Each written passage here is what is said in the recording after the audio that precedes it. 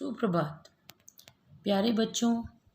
कक्षा 10वीं के अंतर्गत वाच्य 4 अंक का आता है। वाच्य है क्या? वाच्य किसे कहते हैं? वाच्य जिसे आप अंग्रेज़ी भाषा में वॉइस के नाम से जानते हैं। वाच्य शब्द अंग्रेज़ी के वॉइस शब्द का पर्याय है। इसका अर्थ है वाणी या कथन। क्रिया के जिस रूप से यह ज्ञात हो कि क्रिया का प्रयोग कर्ता के अनुसार है या कर्म के अनुसार है या भाव के अनुसार है, उसे हम वाच्य कहते हैं। हर भाषा में वाच्य के अंतर्गत वक्ता लगभग एक ही बात को 2 तरह से व्यक्त कर सकता है। उदाहरण, हिंदी तथा अंग्रेज़ी भाषाओं के वाक्यों को देखिए। तो यहाँ पर हम आपको हिंदी और अंग्रेज़ी भाषा के एक एक वाक्य का उदाहरण दे रहे हैं। लड़की ने खाना खाया, इसी को हम अंग्रेज़ी में कहते हैं द गर्ल एट फूड। यहाँ हमने कहा लड़की ने खाना खाया, तो यदि मैं कहूँ कि किसने खाना खाया तो मुझे उत्तर मिलता है बच्चों लड़की। तो लड़की कौन है? कर्ता। कर्ता कौन होता है? जो काम कर रहा है। तो लड़की ने खाना खाया, तो किसने खाना खाया? लड़की ने।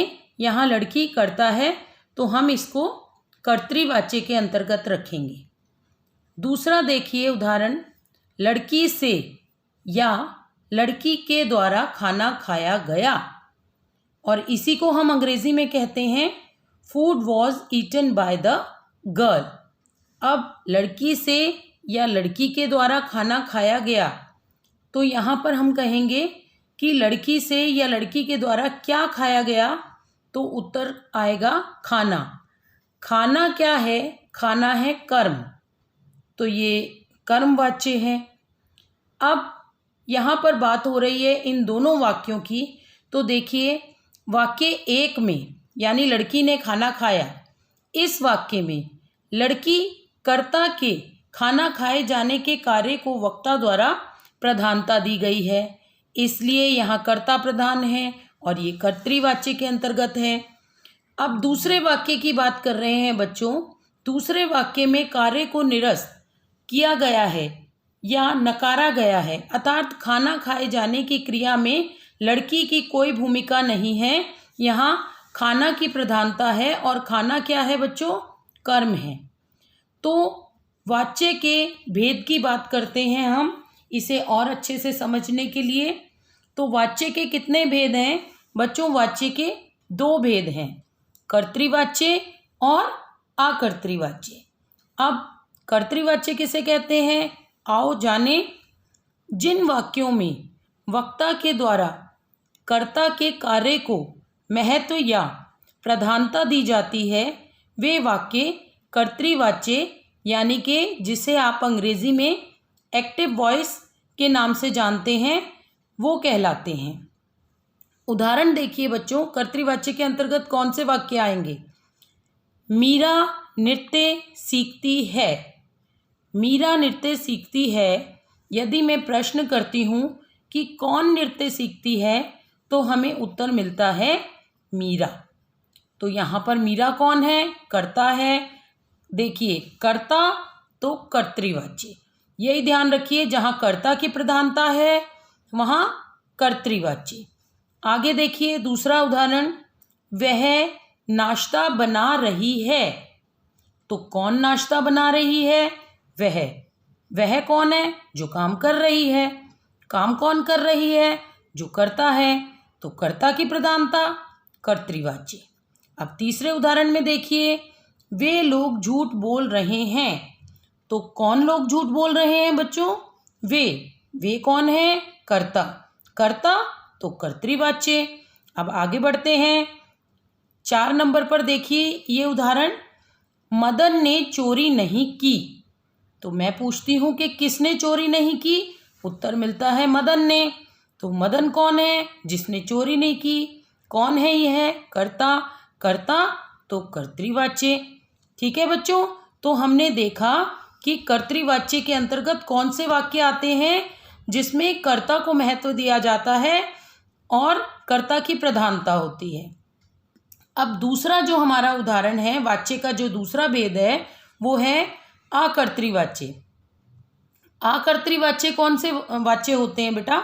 देखिए, जिन वाक्यों में कर्ता के कार्य को निरस्त किया जाता है वे आकर्तृवाच्य यानी पैसिव वॉइस, ये थे एक्टिव वॉइस और ये हैं पैसिव वॉइस कहलाते हैं।